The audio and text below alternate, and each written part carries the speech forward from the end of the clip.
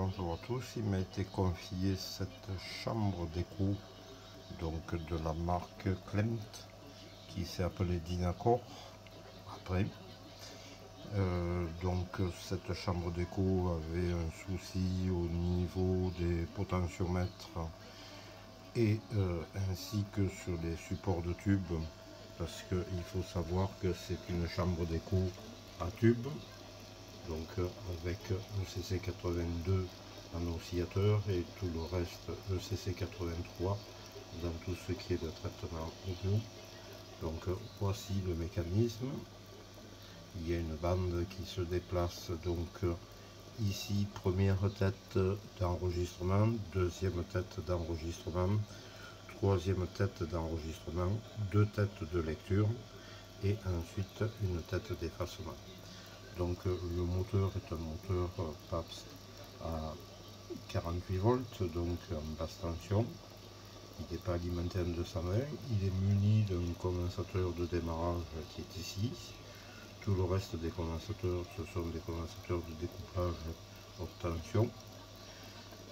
Voilà donc le système.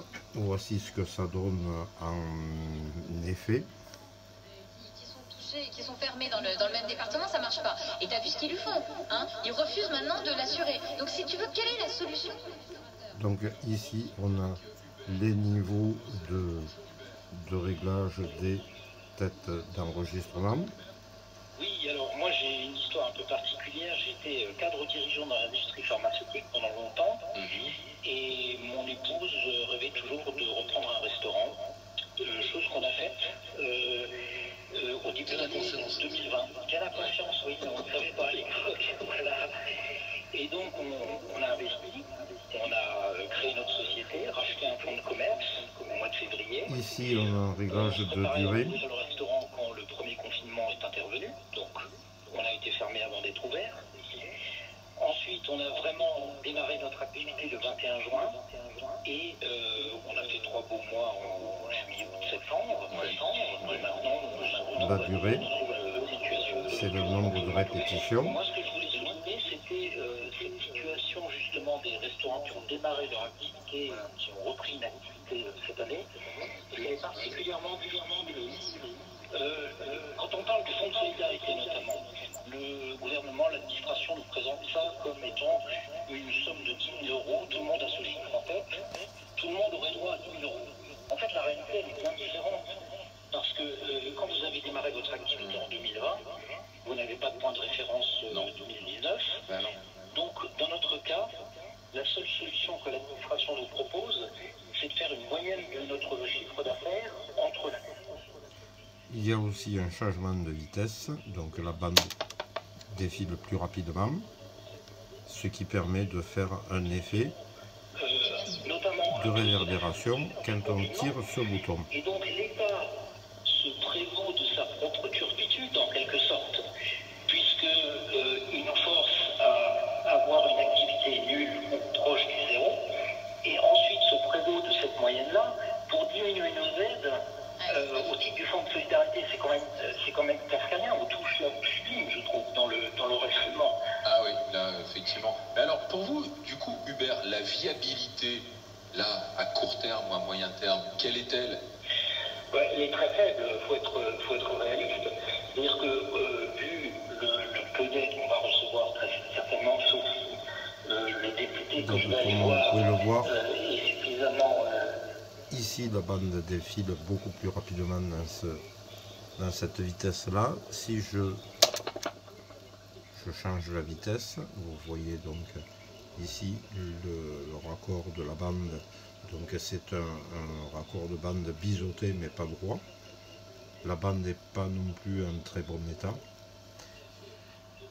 Voilà donc le système.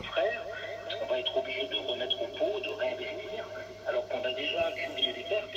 Donc si vous voulez, c'est un dilemme qui est absolument tragique, parce qu'à un moment donné, vous devez vous dire, bon, est-ce que je prends le risque de réinvestir et de creuser encore davantage mes pertes, ou est-ce que je tire les conséquences de la triste réalité et je tire le rideau, voilà.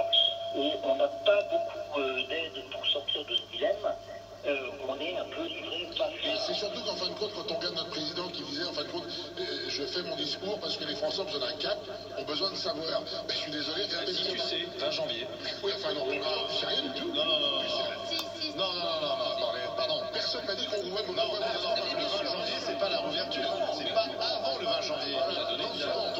Perspective. Non, parce Ça que peut être le 20 mars, pareil. Et quand on entend certains, non, mais quand on entend certains, janvier, février, mars seront des mois difficiles.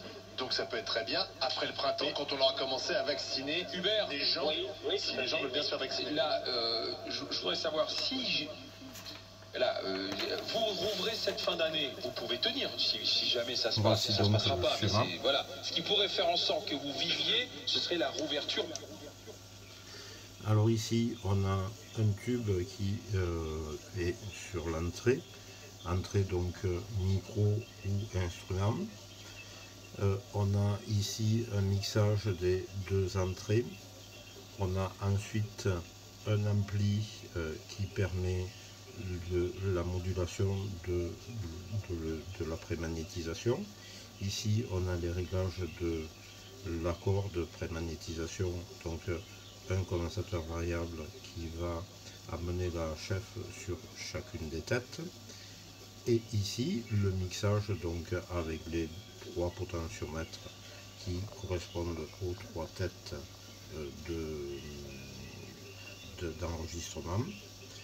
Et ici donc le tube oscillateur, donc c'est une CC82, c'est donc le simple multivibrateur, c'est tout, hein, tout simplement. Ensuite donc on a ici le tube qui va être le préampli des têtes de lecture. Donc la première tête de lecture permet de faire le réglage de ici, donc quand cette tête on est en écho, et quand c'est cette tête on est en réverbération, parce qu'elle est plus proche, elle, de la tête, de la dernière tête d'enregistrement. Après on a derrière un préampli sommateur qui va en faire le mélange entre l'entrée et la sortie pour faire la durée de réverb ou d'écho, c'est la répétition. Et ici on a notre œil magique et la sortie, donc ici l'alimentation générale avec son redressement, le moteur donc qui est alimenté en basse tension, son condensateur de démarrage. Alors il faut noter une chose ici, que les tubes sont directement cathode à la masse et une résistance de fuite de grille qui est composée de 2 résistances, une 10 ohms et une résistance qui est de 10 mégohms, un condensateur de liaison et la tête de lecture. On a l'identique sur l'entrée aussi, la cathode est à la masse. Alors ce système est un système qui peut fonctionner à faible niveau d'entrée. Cette polarisation est une polarisation donc du type thermo-ionique, c'est-à-dire le courant thermo-ionique est négatif sur la grille, donc il est freiné par cette fameuse résistance de 10 mégohms et établit un courant d'entretien de polarisation du tube automatique. Mais il n'est pas une polarisation automatique par la cathode. Donc ça a été rencontré quelquefois, mais ça permet ça ici de fonctionner sur des faibles niveaux, mais pas des forts niveaux. Après, donc tout ce qui est préampli, comme on peut le voir ici, il y a des résistances de cathode, donc pour les polariser, y compris ici. C'est compris uniquement sur ces 2 tubes, l'entrée et le préampli des têtes. Voilà donc pour ce petit intermède concernant cette chambre d'écho qui n'est pas quelque chose de très courant. Je vous dis à la prochaine vidéo pour une vidéo sur un signal tracer que j'ai concocté pour réparer et resuivre le signal sur les anciens postes radio à tube. Je vous ferai voir ça, le schéma aussi en détail avec explication du fonctionnement du signal tracer. Bon, mais je vous dis à la prochaine vidéo.